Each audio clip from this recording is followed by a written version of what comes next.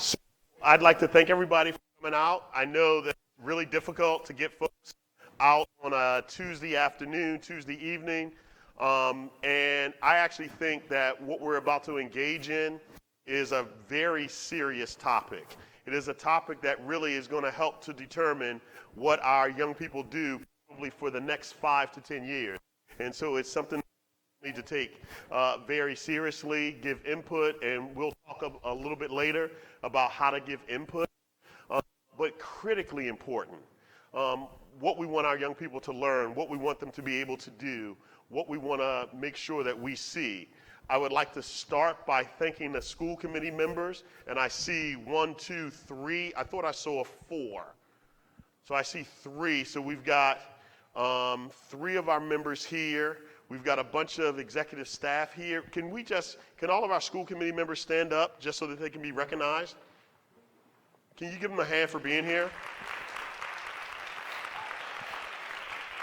All right, Marge, Sheila, John, thanks for being here. Thanks for your leadership. I know that the rest of the school committee members are going to come out tomorrow. We've got a number of members of cabinet that are here. Thank you for being here. Some teachers, but most importantly, moms and dads and grandmoms and our students are here. So give yourselves a hand for coming out. Thank you. So why this conversation? Why now? Right? Bristol Warren is a great place to live and to grow and to raise a family, right? I tell people this all the time, having grown up in Baltimore and seen the Chesapeake Bay more times than I can imagine. When I walk out of the office at Oliver and look to the right and I see the water, I'm like, this is a pretty nice place to live, right? And so we need to recognize that and we need to support that, all right? But at the same time, we also need to know that society has changed and that we no longer live in a cocoon, that instead we need to be in the business of preparing young people to be regionally, nationally, internationally competitive. Why? Because that's what technology, that's what the pace of change has created. It has broken down barriers, and because it has broken down barriers, we make sure that we are giving our young people the best opportunity to make do with the learning that they're receiving so that they can achieve their dreams. So the video that we were playing right at the start is a video that talks about redesigning American high schools. So we're going to watch that. I think it's about 2 minutes. We're going to watch that real quick, and then we're going to move to the first slide.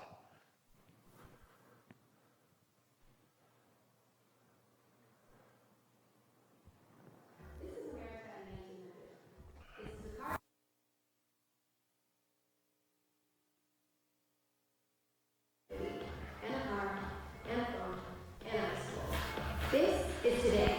A car, a phone, a high school. Whoa, back up.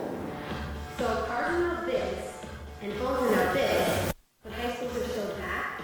American high schools are based on the same model, and it's been over 100 years. Wow, that's a long time. But why? In 1900, it made sense for high schools to prepare students for that. But in 2020, preparing students for this, and this, and even this. So why are we still granting diplomas based on the time a student spends in a seat?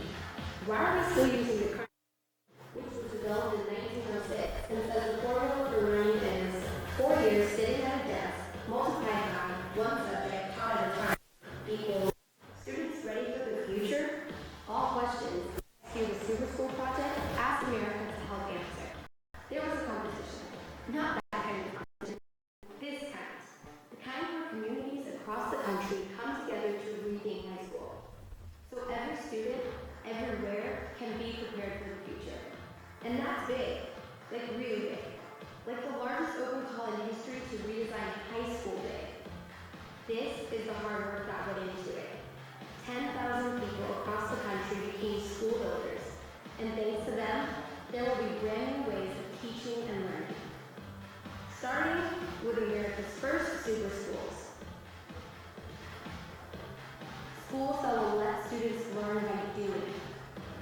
focus on the future and spark curiosity. Schools that build community, unleash potential, and solve real-world problems. Schools that will ask their students what they think and will actually listen to them. Students, like me.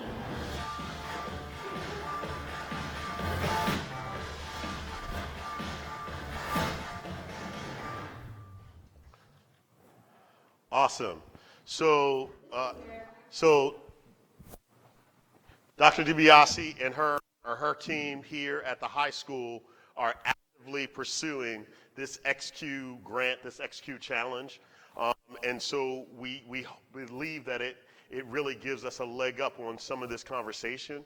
But whether they get it or not, we recognize the need to change what we're doing, how we're doing it, because our young people need more.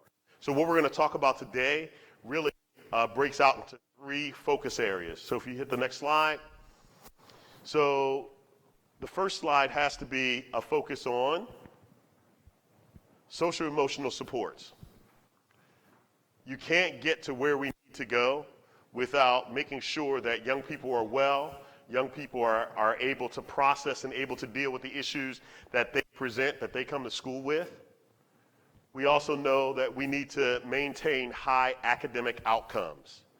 We're a school system. It's what we get judged on, all right? People don't judge us on all the other stuff that we do. At the end of the day, they judge us on how great RICAS scores are, how our SAT score is, right? On NAEP and those things. And so we have to maintain that while at the same time we're changing it to make sure that we're keeping pace with a different future for our young people. And then real world career and college prep. As parents, as grandparents, we always want the sure thing for our young people. We want our children to be successful. There was a time when success was measured with a bachelor's degree, right? And it could guarantee you a middle-class life. There was a time when working at General Motors, right, or Bethlehem Steel. Tell you a little story. I started teaching Catonsville High School in 1995. I had a kid that told me he was going to drop out and that he was going to get a job at Bethlehem Steel, which at one time was the world's largest steel mill, Sparrows Point, Maryland, right next to Baltimore, and that he was going to make more than me. And I was like, yeah, you're probably right. Except the mill closed 2 years later. So what do we do to prepare young people so that they have more options than to drop out of school, go to work in a dead-end job? What are we going to do to put them on the right track? That's real-world career and college prep. So I'm going to tell you very briefly, and then we'll get into it later. Every student, not some, every student needs to be prepared both for career and for college. I know people are like, well, everybody's not going to go to college. True.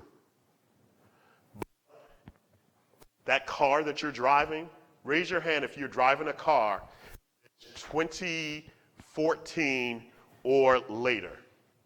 2014 or later. It's not really a car.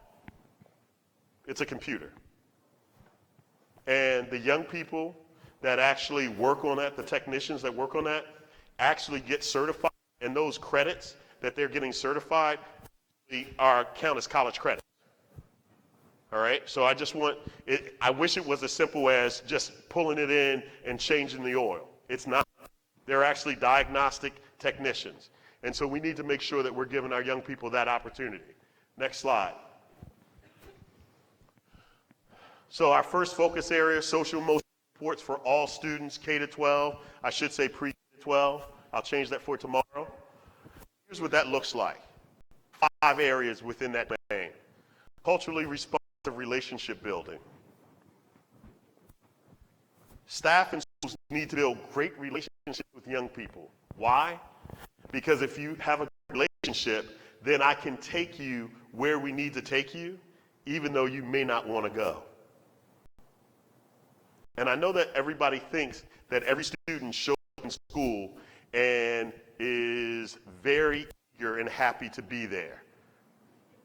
All of the staff in the room might say something different. So it really is about building that relationship. It's about helping young people to know that school is a safe place, a supportive place, a place where we care about you. I see Deb in the back, Deb Kearns from Colt Andrews, right? It's about welcoming our young people, making them feel comfortable and safe. And when that happens, guess what? They tend to learn for those teachers and for those people that they have that relationship with. They also may tell us when things are happening in their life that we need to get additional support. Trauma-informed practices. Unfortunately, we live in a day and age where young people see trauma on television, on social media. They may be experiencing it in their own lives. We need to make sure that our schools are prepared to support trauma-informed practices where they may occur. And I know that a lot of people think, well, when we talk about trauma, there are no big traumas that happen in my life. So if you talk to psychologists and social workers, they'll give you a list of things that are trauma. The death of a family pet can be a trauma. The loss of a grandparent or a parent is certainly a trauma. Divorce is a trauma.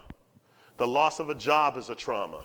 All of these things create trauma and may destroy the ability for the student to learn in the same way that they've always learned. And so we need to make sure that our folks are trained and able to support young people as they're going through these things. Restorative practices. So we deal with this on a daily basis. How do we handle young people that are in school and conduct themselves in ways that are in violation of the code of conduct? I know that a lot of people think, maybe we should just send them home. Suspension doesn't work, and sending kids home so that they can sit and watch Jerry Springer is not exactly my idea of how to change behaviors. So restorative practices focus on making sure that young people understand the harm and the damage that they've caused, how to repair that, and how to be reconnected to the family or to the school community. And so critically important. Mental and emotional health. Substance abuse, the types of behaviors young people involve themselves in, vaping, all of these things might be classified under mental and emotional health. And then last one, and one that I think is critically important, is character education and bullying prevention. It is unfortunate that we live in a day and age, this is not a political statement, but I'm going to say it. It is unfortunate that we live in a day and age where leaders at the highest level in our country think that the appropriate response is to send a tweet, all right, and to criticize folks and do other things. And our young people have followed suit. And what we have to do is help young people to know that there are different ways for resolving conflict. That is not the appropriate way that we want young people to resolve conflicts. Because I can tell you, in our schools, when they're using social media to share information and to disparage other people, what it actually does is it creates a disruption to the school day that we spend considerable amount of time trying to unpack and get to the bottom of it. So character education and bullying, I think, is critical to help all of our young people be able to be successful, not just in school and beyond. And by the way, as we get into this, research indicates there's like 11, there's a group out of Chicago, the collective for